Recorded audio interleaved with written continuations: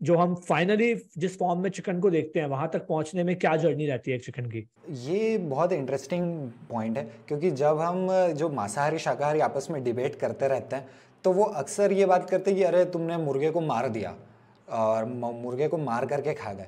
But मैं तुमसे कहता हूँ कि यार तुम कितनी बड़ी चीज़ को इग्नोर कर रहे हो, क्योंकि बात केवल मारने की नहीं है। मारने के पहले जो पूरी ज़िंदगी वो जी रहा है, उसमें उसके साथ में क्या हो रहा है, बात इम्पॉर्टेंट वो है। जब वो पैदा होता है मुर्गा, पहली तो बात, वो खुद से रिप्रोड्यूस करते ही नहीं है। हम उसको इस हालत पर लेकर के आ गए, हम मुर्गे का वीर लिटरली उसके डाल करके मुर्गे का वीर इंजेक्शन से निकालते हैं और मुर्गी में डालते हैं। उसके बाद में जो बच्चे पैदा होते हैं, पैदा होते ही माँ से अलग कर लेते हैं, जबकि वो 3 महीने तक 2 से 3 महीने तक अपनी माँ के साथ में रहते हैं, उसकी प्रोटेक्शन में, उससे सीखते रहते हैं। इस नंबर को ध्यान रखिएगा, 2 से 3 महीने। अब उनको बच्चे से हम अलग कर देते हैं और एक फार्म में दसियों हज़ारों मुर्गों को एक साथ ठूस देते हैं। आप इसकी फुटेज देखेंगे, आपके रोंगटे खड़े हो जाएंगे कि इतनी गंदी जगह में वो वहीं मलमूत्र का त्याग करते हैं, वहीं रहते हैं, वहीं खाते हैं, वहीं पीते हैं, वहीं सोते हैं। इसके कारण उनको तरह तरह की बीमारियां भी हो जाती हैं और फिर हम उनको उन बीमारियों से बचाने के लिए एंटीबायोटिक्स देते हैं। एंटीबायोटिक्स को भी ध्यान रखिएगा। उसके बाद में फिर हम उनको इतना खिलाते हैं और हमने उनको ऐसा बना दिया है कि 1850 में 1950 में माफ़ कीजिएगा, आज से 70 साल पहले ही उनका वज़न 500-700 ग्राम होता था मुर्गों का, लेकिन आज की तारीख में वो मुर्गे 2 से 2.5 किलो के हो जाते हैं खा खा करके।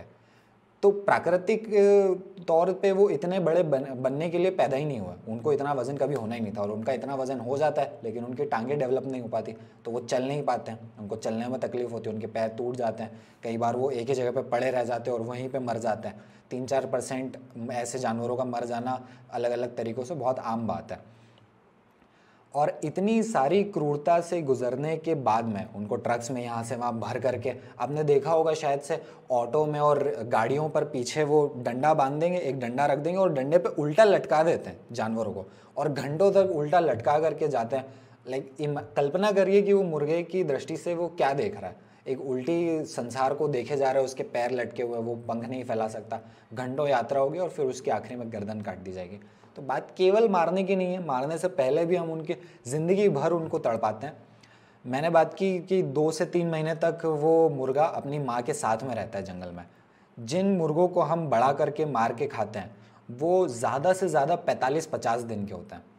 यानी हम मुर्गों को नहीं खाते हैं एक्चुअली में, हम मुर्गों के बच्चों को खाते हैं। वो बच्चे जो अगर जंगल में होते तो अपनी माँ के साथ में ही घूम रहे होता है, उन छोटे छोटे बच्चों को ही हम इतना ज़्यादा बड़ा करके उनके मांस उनके शरीर में भर करके उनको मार के खाते हैं। उनको जो बीमारियाँ होती है उससे हम बचाने के लिए उनको एंटीबायोटिक्स देते हैं। जाहिर सी बात है उसका फिर रिजल्ट हमारे ऊपर भी आता है।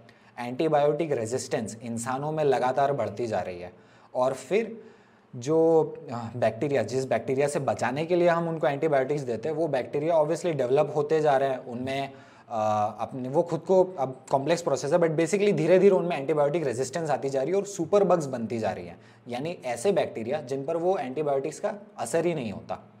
यानी कल्पना कीजिए आपको कोई बीमारी हो गई है और आपके ऊपर कोई दवाई असर नहीं कर रही, बस एग्जैक्टली यही होने वाला है आगे चल करके। और बिल्कुल ये एकदम साइंटिफिक बातें हैं कि सुपर बग्स बन रही है। सुपर बग्स एंटीबायोटिक्स के कारण सुपर बग्स हमें बन रहे हैं और एंटीबायोटिक रेजिस्टेंस लगातार बढ़ती जा रही है। पहला पॉइंट ये ह्यूमन हेल्थ पर। दूसरा फिर अगर हम देखें कि उस पूरी प्रोसेस में हम इनपुट कितना डाल रहे हैं और हमें आउटपुट कितना मिल रहा है, तो एक मुर्गे को बचपन से बड़ा करने के लिए, इतना 2-2.5-3 किलो का बनाने के लिए, और उसमें से फिर हमको जब उसको मार देते और सर हटा देते, हड्डियाँ वगैरह हटा देते, सब हटा देते, तो लगभग 1 से 1 to 1.2 किलो मांस मिलता है हर मुर्गे से। उसको इतना बड़ा बनाने के लिए आपको उसको 3.5 किलो दाना खिलाना पड़ता है और उसमें मेनली होता है सोयाबीन और मक्का। अब यहाँ पर लोग कहते हैं कि भाई उनको, मुर्गे वगैरह को तो वो चीज़ें खिलाई जाती है जो इंसान नहीं खा सकते, जो बच जाता है फसल वगैरह काटने के बाद में। गलत बात है, वो पहले होता था, पर आज के समय जहाँ फैक्ट्री फार्म्स हो रहा है वहाँ पर उनके लिए ही स्पेसिफिकली सोया और मक्का उगाया जाता है। और रिसर्च यही बताती है, स्टडी का नाम है life stock in our plates और eating at our table, scientific study का नाम है। उसमें साफ बताया कि 3.3 kg आपको चाहिए प्लांट्स। आप उस पहले मुर्गे को खिलाओ 3.3 kg प्लांट्स, फिर आप उस मुर्गे को मार करके खाओगे तो आपको 1 kg मांस मिलेगा।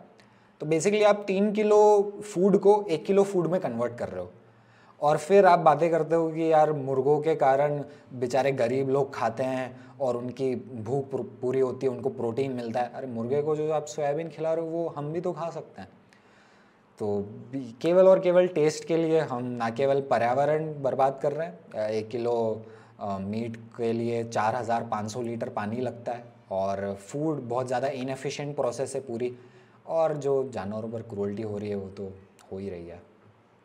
अगर मैं नॉर्मली बात करूं तो मतलब कितना स्केल होगा, मतलब एक दिन में या एक साल में हम कितने मुर्गों को खाते होंगे?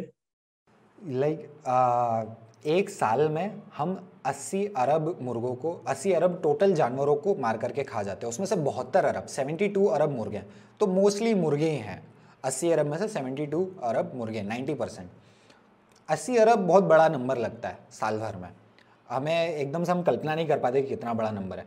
इसको जब हम कैलकुलेट करेंगे तो ये आता है 2500 हर सेकेंड।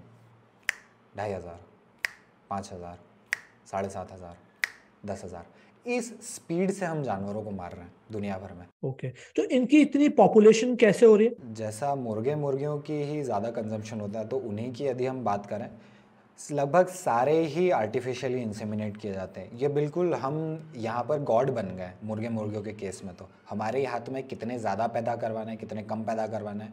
पिंजरे में वो होते हैं, हम निकालते हैं, आपको यूट्यूब पर ही वीडियोस मिल जाएंगे। इंजेक्शन डालते हैं, वीर्य निकालते हैं उसका वीर्य निकालते हैं, और फिर मुर्गी में जाकर के इंजेक्शन डाल के वीर्य उसमें डाल देते हैं। पूरी तरीके से हमारे हाथ में प्रोसेस, कितने ज़्यादा पैदा हो रहे कितने नहीं। लोग मुझसे अक्सर कहते हैं कि भाई अल्लाह ने या भगवान ने तो इन जानवरों को बनाया ही इसलिए कि हम खा सकें।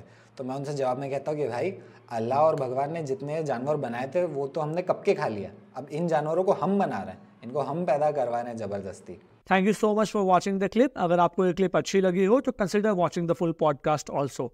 अगर अभी तक चैनल को सब्सक्राइब नहीं किया है तो चैनल को भी प्लीज सब्सक्राइब कर लें, ताकि जब भी हम आगे ऐसा कंटेंट डालें तो आपको वो कंटेंट रिकमेंड हो और आप उन वीडियोस को आगे देख पाएं।